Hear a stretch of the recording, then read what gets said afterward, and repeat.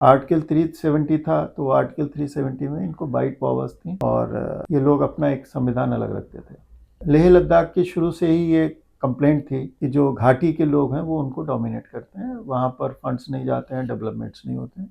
नमस्कार। कुछ दिनों पहले लेह लद्दाख में बहुत ज़्यादा प्रोटेस्ट हुआ, जिसमें बीजेपी के ऑफिस को भी जला दिया गया। काउंटर प्रोटेस्ट में पुलिस ने 4 लोगों की जान चली गई और कुछ लोग घायल हुए। आज हम आलोक जी से पूछेंगे कि ये सारा मसला क्या है। नमस्ते आलोक जी। नमस्कार। बड़ा गंभीर विषय था ये। लेह लद्दाख, जिसको कि हम एक शांत प्रिय क्षेत्र मानते हैं, वहाँ पर इस तरीके की वारदात को अंजाम दिया गया।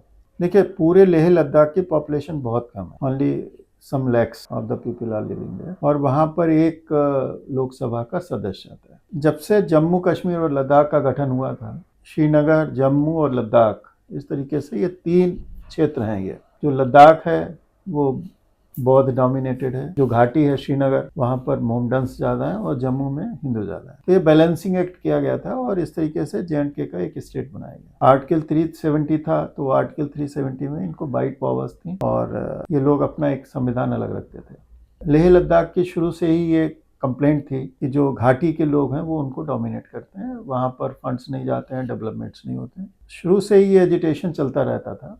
2019 में जिस समय 370 रिवील हुई, इसको जो रिपील कर दिया, 2019 में जब 370 को रिपील कर दिया, तो उसके बाद लेह लद्दाख को एक अलग क्षेत्र बना दिया और उसमें एक डिप्टी लेफ्टी गवर्नर अपॉइंट किया गया। और इसी तरीके से ये जम्मू एंड कश्मीर का एक अलग क्षेत्र बनाया गया, वहाँ पर अलग एक लेफ्टिनेंट गवर्नर अपॉइंट किए गए। अब स्थिति ये है कि जम्मू एंड कश्मीर में इलेक्शन हुआ और वहाँ पर इस समय अब्दुल्ला की सरकार है। लेह लद्दाख में इलेक्शन नहीं हो पाया क्योंकि वो अपने आप में बहुत छोटी सी प्रोविंस है, तो वो directly managed by the lieutenant governor. Funds जा रहे हैं, वहाँ डेवलपमेंट्स हो रहे हैं, लेकिन अब पोजीशन ये हो गई कि जो एडमिनिस्ट्रेशन है उसमें जो वहाँ के आदमी, उनकी कोई से नहीं है। डेमोक्रेसी में ये बड़ा एक विसंगति हो जाती है कि अगर आपके पास लेफ्टिनेंट गवर्नर है और जो लोकल एडमिनिस्ट्रेशन है उसकी अगर से नहीं है, लोकल एडमिनिस्ट्रेशन में लोकल पीपल की से नहीं है, तो दे फील चीटेड।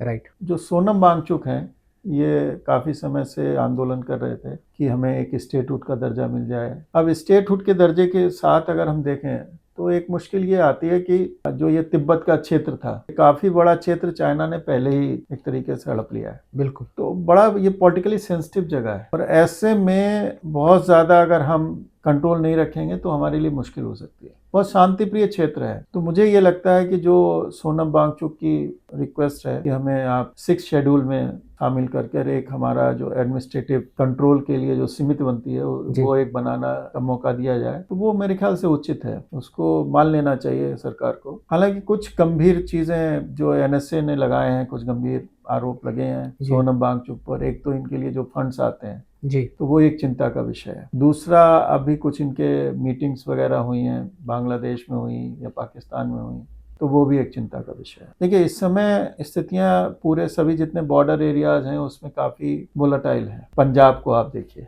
जी, वहाँ पर भी स्थिति कोई बहुत अच्छी नहीं है। फिर जम्मू एंड कश्मीर में आप देखिए तो वो तो इतने समय से आतंकवाद का शिकार रहा है। इसी तरीके से अगर आप देखें तो जो हमारे बॉर्डर पर बांग्लादेश है, वहाँ पर बहुत सारे डिस्टर्बेंसेज हुए। नॉर्थ ईस्टर्न एरिया है, वहाँ पे भी डिस्टर्बेंस हुए। इवन बंगाल का जो बॉर्डर एरिया है, वहाँ पर भी स्थिति डेमोग्राफिकली बहुत चेंज हो रही है। तो जब ऐसी स्थितियाँ होती हैं तो जो सेंट्रल गवर्नमेंट है वो चाहती है कि थोड़ी चीज़ें कंट्रोल में रहें, और मेरे ख्याल से उसी के चलते वो ये चाह रहे होंगे कि अभी थोड़े समय इसको हम, जो इसकी उपेक्षा हुई है लेह लद्दाख में जी, जिस समय JNK स्टेट था, तो वो उसकी भरपाई करने के लिए they are trying to pump the funds. काफ़ी इंडस्ट्री लगवाने की भी कोशिश कर रहे हैं। जब तेज गति से विकास होता है, रोड्स बनते हैं, इंडस्ट्रीज लगती हैं, तो जो लोकल पीपल हैं उनकी एस्पिरेशंस ये होती हैं कि I should also have a say that to that. तो इसलिए वो चाह रहे हैं कि जो सर्विसेज के लिए जैसे एक पब्लिक सर्विस कमीशन होता है, वो एक लेह लद्दाख में भी बनना चाहिए जी, जिससे लोकल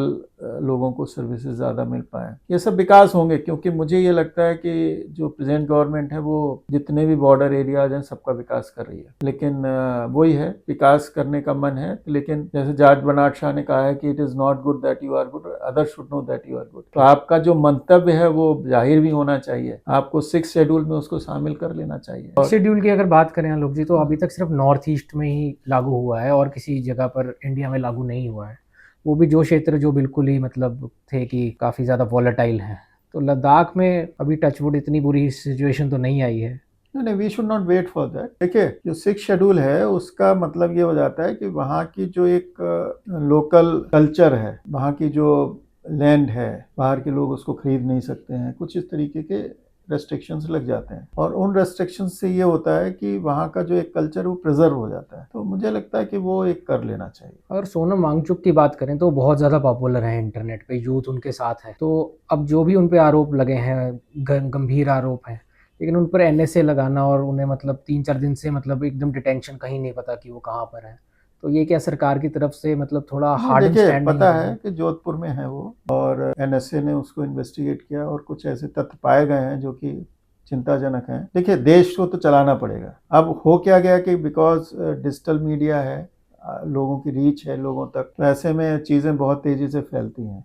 इसके बारे में सरकार को सोचना पड़ेगा किस तरीके से कंट्रोल करें। देखिए, कोई भी शांति से आंदोलन हो रहा है तो उसको जी। कोई मायने नहीं रखता, वो करना चाहिए। लेकिन अगर आंदोलन हिंसक हो जाता है तो ये एक्सेप्टेबल नहीं है किसी भी डेमोक्रेसी में, और उसको तो आपको आयरन हैंड से ही दबाना पड़ेगा। बिल्कुल। और अगर उसमें इनका जो भी जांच होगी उसमें तथ्य ये सामने आए कि इनका कुछ हिंसा में रोल है, तो ये चिंता का विषय है और इन पर एक्शन लिया जाएगा। मुझे लगता है चीज़ें धीरे से, स्थितियां सामान्य, क्योंकि वैसे भी लेह लद्दाख के जो लोग हैं बड़ा शांति प्रकृति के हैं, जी। वो ज़्यादा हिंसा वगैरह में विश्वास नहीं रखते हैं, तो चीज़ें सामान्य हो जाएंगी मुझे लगता है। जैसे आप कह रहे हैं कि जैसे दिल्ली और पुडुचेरी में यूटी की तरह लेजिस्लेचर है, तो उसी तरह से लेह लद्दाख में बनाया जा सकता है। देखिए, करना चाहिए। मुझे ये लगता है कि जो गवर्नेंस है वो लोकल लोगों को की अगर से होती है उसमें, तो इट्स ऑलवेज गुड, जी। क्योंकि एक आदमी हर चीज़ को नहीं कर सकता है। तो इसीलिए डेमोक्रेसी जो है उसमें लोकल लेवल की जो समितियां बनती हैं या लेजिस्लेटिव असेंबली बनती है, तो वैसा अगर कुछ कर देते हैं तो it will be good for everyone. तो आखिरी में अगर हम आपसे निवेदन करेंगे, जो यूथ हैं जो प्रोटेस्ट कर रहे हैं, जो वायलेंट कर रहे हैं, उनकी तरफ से कि शांति का मार्ग देखिए, की तरफ। शांत तो हो ही गया है। देखिए, शांति के अलावा कोई चारा भी नहीं है, बड़ा दुर्गम क्षेत्र है, जी। और जो बौद्ध धर्म है वो भी बहुत ज़्यादा वहाँ फैला हुआ है। जी। तो इस सब चीज़ों को देखते हुए वहाँ शांति हो जाएगी, कोई ऐसी बात नहीं। ये एक मोमेंट्री फेज था, उस मोमेंट्री फेज में डिमांड उनकी जो 6th शेड्यूल वाली डिमांड है वो मेरे ख्याल से गवर्नमेंट पूरी कर देगी उसको, जी। और जब पूरी कर देगी तो शांति हो जाएगी। चलिए आलोक जी, हमारे दर्शकों के साथ ये बात साझा करने के लिए आपका बहुत बहुत धन्यवाद। आपको फिर याद करेंगे। थैंक यू वेरी धन्यवाद। मच। Thank you. हमारे चैनल को प्लीज़ सब्सक्राइब कीजिए। आपका बहुत बहुत धन्यवाद। Thank you.